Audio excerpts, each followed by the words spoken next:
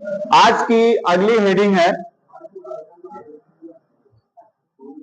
विद्युत अपघट्य पदार्थ की चालकता का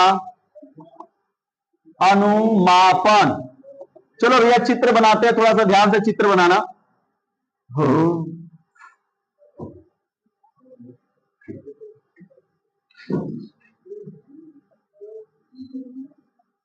अभी कोई बनाएगा नहीं?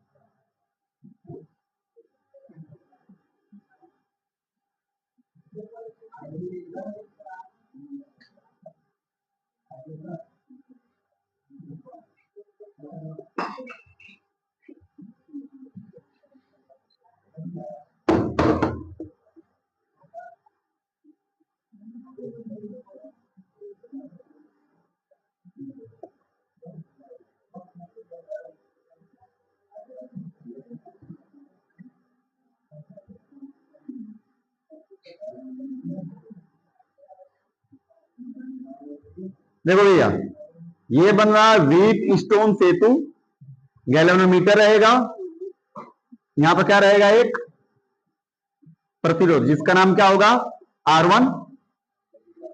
यहां पर एक प्रतिरोध होगा जिसका मान होगा R2। या R2 कैसा होता है, परिवर्तनीय होता है, जिसे हम क्या कर सकते हैं, परिवर्तित कर सकते हैं। यहां पर होगा R3 जो ज्ञात, या R1 R2 R3 कैसे प्रतिरोध होते हैं भैया, ज्ञात प्रतिरोध होते हैं।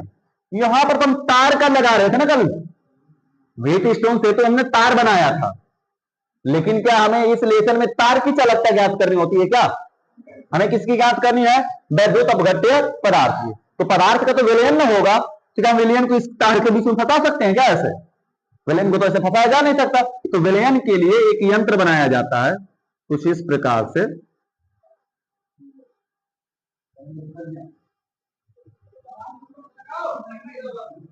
अभी कोई बनाएगा नहीं?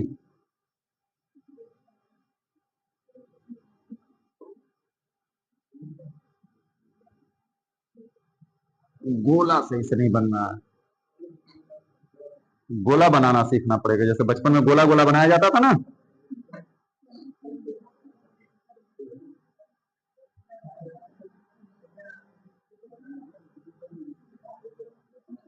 देखो जी,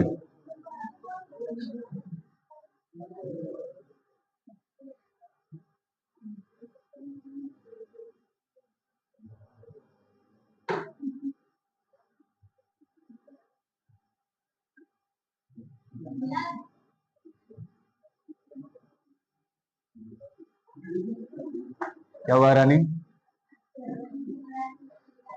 अच्छा बना रही थी साथे में, मना करेंगे मत बनाओ, 1 मिनट रुक जाओ।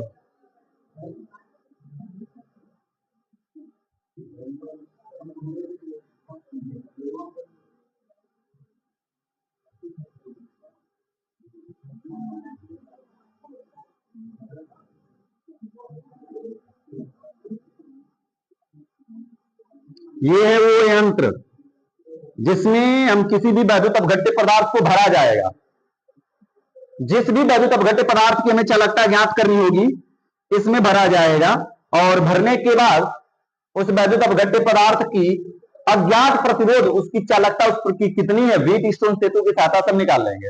अब लाकर यहां पर ये जगह पर जो अज्ञात है प्रतिरोध, इसको प्रतिरोध को यहां से लाया जाएगा और एक तार के माध्यम से क्या कर दिया जाएगा, जोड़ दिया जाएगा तार के माध्यम से, और जोड़ा जाएगा। तो इसका यह जो मान है इसके बीच का, इसको हम कौन सा मानेंगे, x।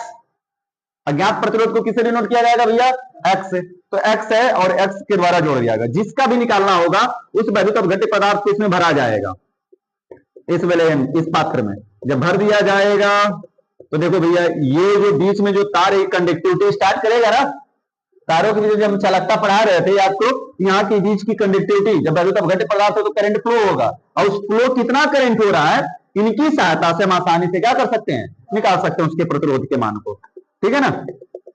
चलो अभी बता रहे हैं, इसका वर्णन कर रहे हैं, पहले बना लेंगे उनको। ये बन गया चित्र हमारा, जिसमें ये जो पत्तियां दिख रही हैं ब्लेड टाइप की, ये जो पत्तियां प्लेटिनम ब्लैक की हैं, प्लेटिनम ब्लैक की कुटिंग की गई हुई पत्ती है। ये भरा गया है वैद्युत अपघट्य पदार्थ, वैद्युत अपघट्य पदार्थ है जो जल में जाकर टूटेगा। ये जो ब्लेड है दोनों की दोनों किस चीज की है? प्लेटिनम ब्लैक की कुटिंग की गई हुई पत्ती है, ठीक है ना, प्लेटिनम ब्लैक की पत्ती है, ठीक है ना। और ये जो तार यहां से यहां तक की बात करिए, जो बीच में का जो तार है यह प्लेटिनम का तार है, प्लेटिनम का तार है। कहां से? यहां से, इस जगह से हम यहां पर लगा दे रहे हैं ऐसे, जो जोड़ा गया अंदर का तार। मामला समझ आया? तो अंदर के तार प्लेटिनम ब्लैक, प्लेटिनम का तार है, और अंदर के ये जो प्लेट लगा गया प्लेटिनम ब्लैक की कुटिंग। वैद्युत अपघट्य पदार्थ बदलना होगा, यहां से खाली कर लिया जाएगा, फिर से इसमें भर दिया जाएगा, और भरने के बाद आसानी से हम याद कर लेंगे। क्या है मामला सर जी? ये जो चित्र बना पूरा आ रहा है, पूरा तो आ रहा है। देखो जी, यह जो चित्र है, इस चित्र की सहायता से हम किसी भी इलेक्ट्रोलाइट का हम प्रतिरोध, उसकी चालकता ज्ञात कर सकते हैं कि उसकी कंडक्टिविटी कितनी है।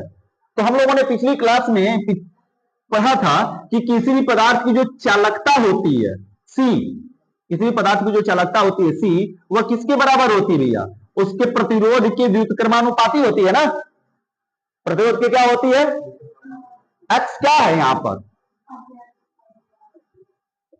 अज्ञात प्रतिरोध, एक्स प्रतिरोध ही तो है ना, लेकिन कैसा? अननोन है भैया, आर नहीं लिख सकते हम क्योंकि अननोन है यहां पर।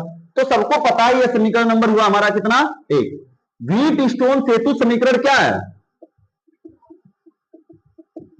व्हीटस्टोन सेतु का समीकरण क्या है भैया? बताओ जरा फटाफट। व्हीटस्टोन सेतु का समीकरण एक्स बराबर कहता है R3 R1 बटे के R2, यही है ना। अब इसका मान उठाकर समीकरण 2 में क्या कर दिया जाएगा? रख दिया जाएगा समीकरण 1 में। कहेंगे समीकरण 2 का मान समीकरण 1 में क्या करने पर? रखने पर। रख दो भैया, तो C बराबर क्या हो जाएगा? 1/R R3 इंटू R1 बटा के R2। तो R2 कहां चला जाएगा? ऊपर। तो C बराबर क्या लिख सकते हैं? R2 बटा के R3 इंटू R1 हो जाएगा कि नहीं हो जाएगा? अब इस पदार्थ की, जो इसमें पदार्थ घोला गया, क्या उसकी कंडक्टिविटी नहीं चल जाएगी पता? C क्या अच्छा लगता है? हमें क्या पता करना होगा? R2 का मान कितना है, R3 का मान कितना है, और R1 मान कितना। मान रख देंगे, उसके बाद जो चालकता होगी आसानी से क्या की जा सकती है? निकल। और जब चालकता निकल जाएगी क्या प्रतिरोध निकल जाएगा? चालकता निकलेगी, यहां पर रख देंगे तो प्रतिरोध भी तो निकाला जा सकता है ना। तो इस समीकरण या इस चित्र की सहायता से हम आसानी से निकाल सकते हैं। परिभाषा सुना जाए 1 नंबर में, क्या कहा जाएगा? व्हीटस्टोन सेतु, ऊपर चित्र में जो प्रदर्शित है चित्र, ये व्हीटस्टोन सेतु का चित्र प्रदर्शित है। इस चित्र में R1 R2 R3 ज्ञात प्रतिरोध है, जबकि X क्या है? अज्ञात प्रतिरोध है, ठीक है ना, जिसमें R2 परिवर्तनीय प्रतिरोध है। हम R2 को इस प्रकार से सेट करेंगे कि गैल्वेनोमीटर में कैसा विक्षेप आ जाए? शून्य, शून्य विक्षेप आ जाए। अगर शून्य विक्षेप आ जाएगा तो व्हीटस्टोन सेतु समीकरण की सहायता से हम क्या कर सकते हैं भैया? उस पदार्थ की, वैद्युत अपघट्य पदार्थ की चालकता ज्ञात कर सकते हैं। क्लियर हुआ? पहले शुरुआत करेंगे तो हम पहले यहां से इसकी, हम जानते हैं कि, क्या जानते हैं? हम जानते हैं कि किसी वैद्युत अपघट्य पदार्थ की चालकता उसके प्रतिरोध के व्युत्क्रमानुपाती के बराबर होती है। व्युत्क्रमानुपाती की क्या होती है? बराबर होती है। अतः किसी वैद्युत अपघट्य पदार्थ की चालकता का अनुमापन व्हीटस्टोन सेतु, ऊपर दिए गए चित्र की सहायता से व्हीटस्टोन सेतु के समीकरण से क्या कर सकते हैं? ज्ञात कर सकते हैं, जिसमें R1 R2 R3 ज्ञात और X क्या है? अज्ञात प्रतिरोध। R2 परिवर्तनीय प्रतिरोध है। हम इस प्रकार से इसको R2 को सेट करेंगे कि शून्य विक्षेप उत्पन्न हो जाए, शून्य विक्षेप उत्पन्न हो जाए, तो व्हीटस्टोन सेतु की समीकरण से हम चालकता का अनुमापन आसानी से कर सकते हैं। मामला समझ में आया? चलो चित्र बनाओ फटाफट। पहले ये समीकरण मत लिखना, अभी चित्र बनाना केवल है। जल्दी से जितना रफ्तार से हो सके चित्र बनाओ। लिखा जाए इसका डिफिनेशन पहले लिखो। हम जानते हैं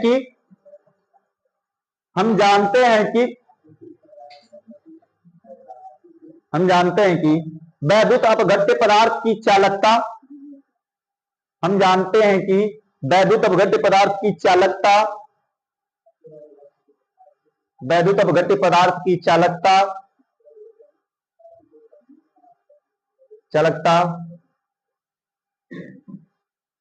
प्रतिरोध के व्युत्क्रम के बराबर होती है, प्रतिरोध के व्युत्क्रम के बराबर होती है, प्रतिरोध के व्युत्क्रम के बराबर होती है, बराबर होती है। अतः ऊपर दिए गए चित्र में, ऊपर होगा तो ऊपर लिखना, जिसका बगल में लिखा हो तो बगल में लिखना, इसको अगली कॉपी पर, अगली कॉपी पर ना। ऊपर दिए गए चित्र में R1 R2 R3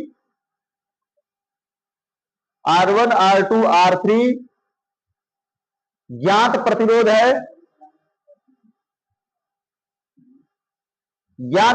है, जबकि X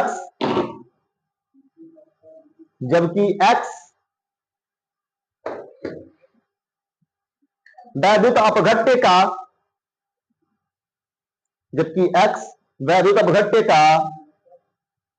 वैद्युत अपघट्य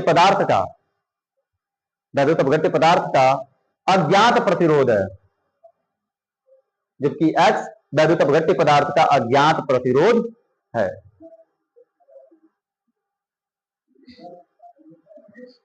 जिसमें R2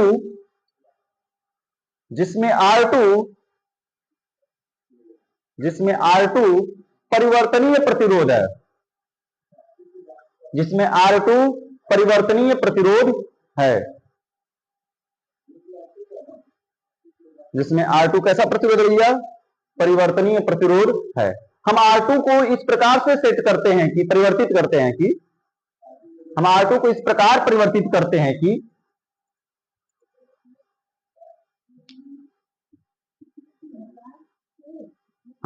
इस प्रकार से R2 को हम इस प्रकार से परिवर्तित करते हैं कि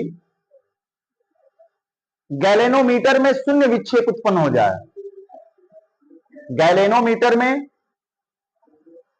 शून्य विक्षेप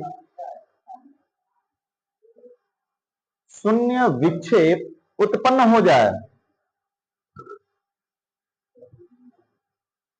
गैलेनोमीटर में कौन सा विक्षेप उत्पन्न हो जाए? शून्य विक्षेप उत्पन्न हो जाए।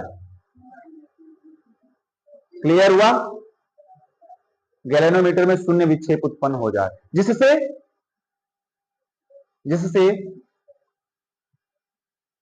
व्हीटस्टोन सेतु समीकरण का प्रयोग करके, जिससे व्हीटस्टोन सेतु समीकरण का प्रयोग करके, व्हीटस्टोन सेतु समीकरण का प्रयोग करके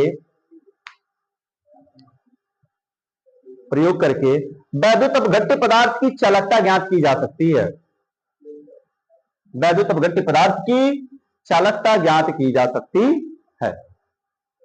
हो गया भैया? कोई तकलीफ है किसी से ध्यान को? वैद्युत अपघट्य पदार्थ की चालकता ज्ञात की जा सकती है।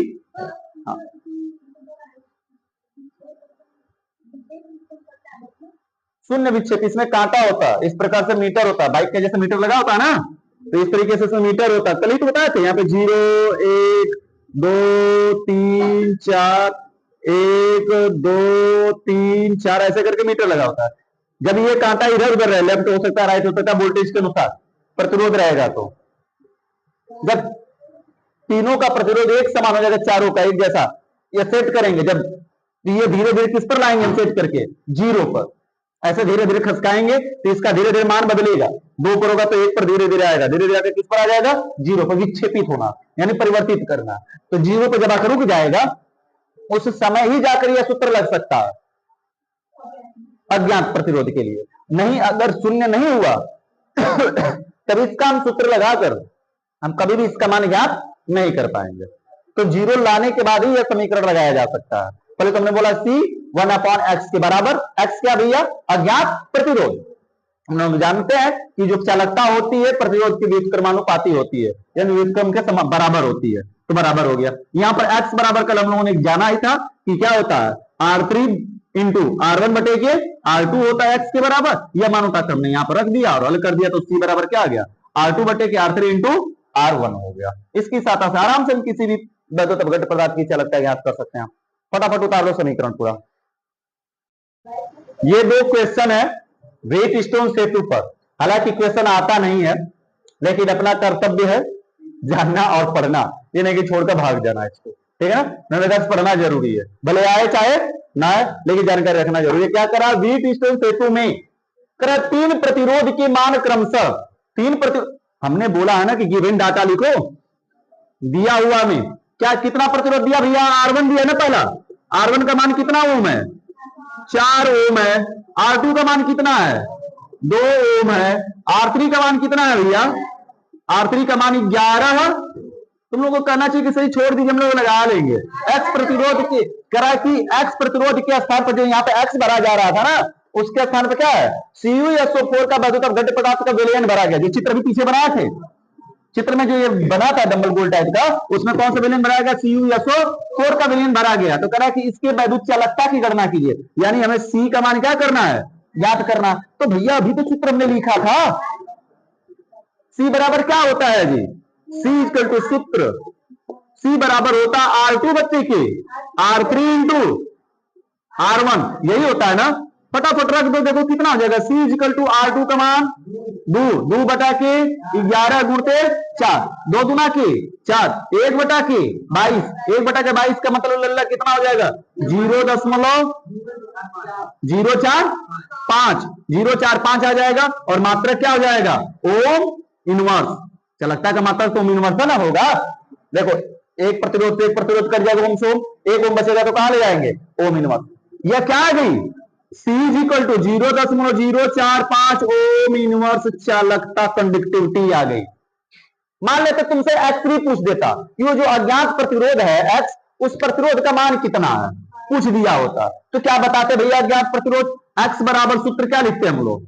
X बराबर लिखते ना R3 इंटू R1 बटा के R2 लिखते, तो कितना हो जाता R3 का मान? 11 गुणते 4 बटे के 2 दुना के 4, 11 दुना के 22। जो अज्ञात प्रतिरोध X है वो कितने ओम का है? कठिन है क्या सवाल? बस 2 सूत्र याद रखोगे फटाफट, ये मौखिक देखकर बताने वाली चीज है। क्या हाईवे लग जाएगा? ये करा के दिए गए चित्र में R के मान की गणना कीजिए। देखो 3 को प्रतिरोध दिया है, 5 ओम, 8 ओम, 3 ओम दिया है। करा कि तीसरे प्रतिरोध, जो चौथा प्रतिरोध, इसके मान की गणना कीजिए। तो सूत्र सबको पता है भैया, R is equal to R3 into R1 बटा के R2। रख सकते हैं कि नहीं रख सकते हैं जी? चित्र पता है, रख दो। एक बात ध्यान से समझो, यहां पर फटाफट पहले इतना होता कर नहीं लोगे अपने से? कर लोगे ना? एक काम सुनो, छोड़ जाना दो। एक लास्ट शेडिंग में से उसको भी फिनिश किया जाए फटाफट। कैलकुलेट कर लोगे खुद से? देख लो क्या चीज। अरे गधा करा के R1 दिखाइए, कैसे पता चलेगी कि R1 है? अरे गधा high R1 high R2 high R3 high X। कल नहीं आए थे क्या? आए थे ना कल? आया था कि नहीं कल? तो देखो कल वाले चित्र में क्या ये बनाया गया? R1 R2 R3 और ये X। X की जगह पर X ना देकर क्या दे दिया? R दिया है, तो मार कर दिया X की जगह पर, बस। क्या हुआ? ओम इनवर्स होगा ना? कैसे देख लो यार, ओम से ओम, 1 ओम से 1 ओम कट जाएगा, तो 1 ओम बचेगा ना, 1 ओम कहां जाएगा? ऊपर। चलो फटाफट लिखो ये हेडिंग, क्वेश्चन घर पर करना। ये बच्चा ये बार बार छोड़ काहे दे रहे तुम लोग? लिखो भैया लास्ट हेडिंग, THEEND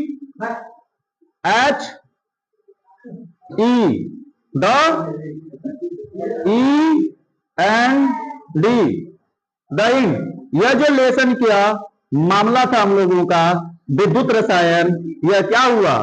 पूरा समाप्त हो गया पढ़ते पढ़ते अच्छे से। मामला समझ में आ गया?